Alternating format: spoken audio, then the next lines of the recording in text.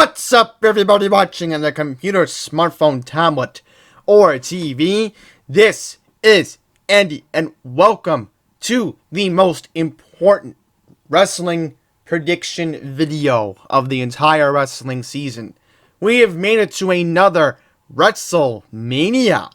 This is the 36th edition, and more importantly, a very historic Wrestlemania, as this will be the first Wrestlemania to take place without spectators. Can't believe I'm actually saying that. So therefore, I am calling this pay-per-view WWE PC for Performance Center. Obviously, this will be taking place in the Performance Center down in Orlando, Florida. So there are a couple spoilers I need to get out of the way, so that way you all get informed before the show starts. So number one, I'm recording this Friday night after I'm done watching SmackDown, which actually was a good episode tonight. Braun Strowman is going to be replacing Roman Reigns. Pretty much didn't feel comfortable performing in the Performance Center, obviously. So I can understand with Roman Reigns battling leukemia, it's not a good idea with a weakened immune system. So Roman Reigns is out of the match, so therefore you're going to have Roman Reigns out, Braun Strowman replacing him against Bill Goldberg for the Universal Championship. One other spoiler, apparently The Miz isn't doing so well. We don't know if he has symptoms of the coronavirus. So obviously that could be a sign that things could get interesting. A triple threat singles match. So we don't know how this is going to end up, but I guess I'll just have to go with the card I have in front of me right now, which I will mention. I'm going to play a dramatic soundbite in just a second. This WrestleMania, for the first time, and this has never happened before, 2 separate nights. Yep, you heard me. 2 nights, which I've never even heard of this before, but that's what makes this WrestleMania so historic. You have, number one, no spectators. Number 2, in the Performance Center in Orlando, Florida. And 3, 2 nights. Which I will mention, I looked up the DirecTV price, and thank goodness my WWE network is covered until May.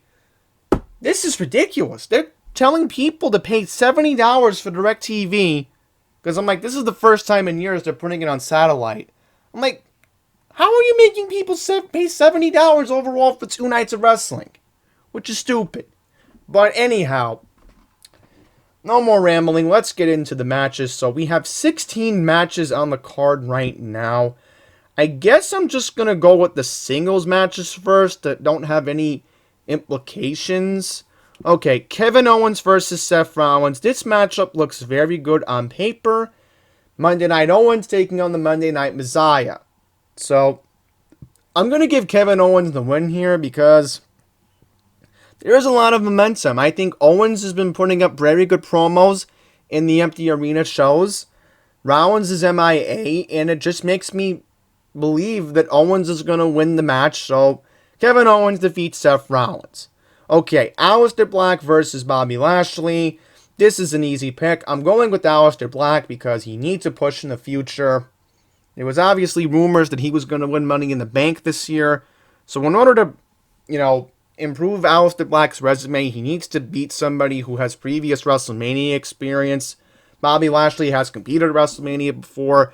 So I'm going to go with Aleister Black. Sorry, Bobby Lashley. This is not your time.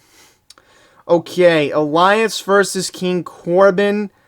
I'm going to go with King Corbin here because Elias just looks like a gimmick.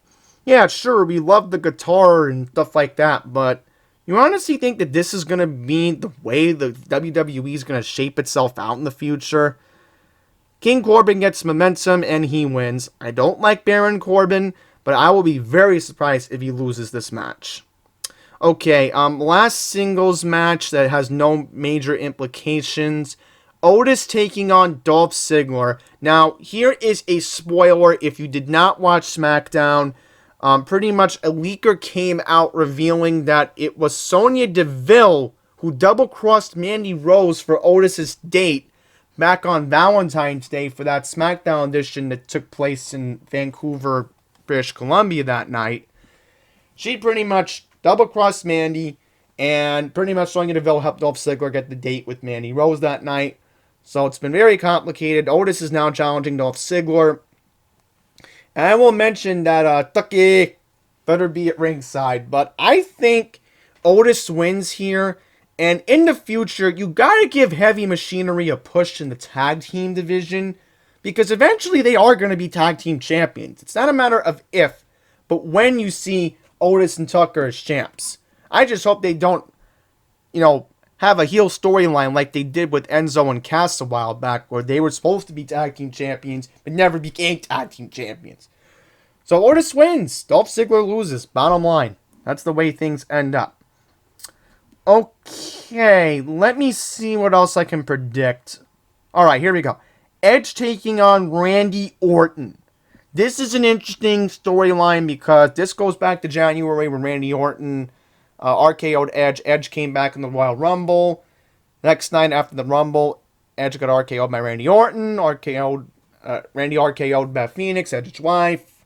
Very good promos, blah, blah, blah. So, I think Edge is the last man standing because, honestly, they build up Edge to be this guy that's supposed to wait 9 years to come back. He waited 9 years to be back at WrestleMania. Ooh.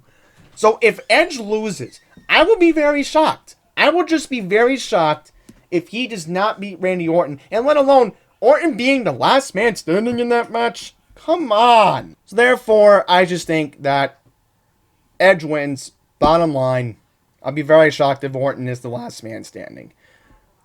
Okay, Boneyard match. This is interesting. Undertaker taking on AJ Styles. Alright, we are talking about Mr. Alan Neil Jones taking on Mr. Mark William Calloway. I don't know. I mean, a Boneyard match, The Undertaker hasn't had one in a while, and you have to think this benefits The Undertaker. So, I remember last year, AJ Styles in New York, it was New Jersey, so yeah, defeated Shane McMahon, when we all know how that ended up. This is a different type of match because, again, you're going to be in the Performance Center. So, I'm going to give the advantage to The Undertaker because this is WrestleMania. I mean, what? The Undertaker's lost only 2 times at WrestleMania. So, Undertaker wins. Bottom line, I'll be very surprised if he loses in this match. Okay. This is interesting. John Cena taking on the Fiend Bray Wyatt in a Firefly Funhouse match. I like the stipulation, so I'm thinking this is probably going to be Bray's Dirty Imagination against John Cena. But, I'm sorry, but this is a match to bury Cena.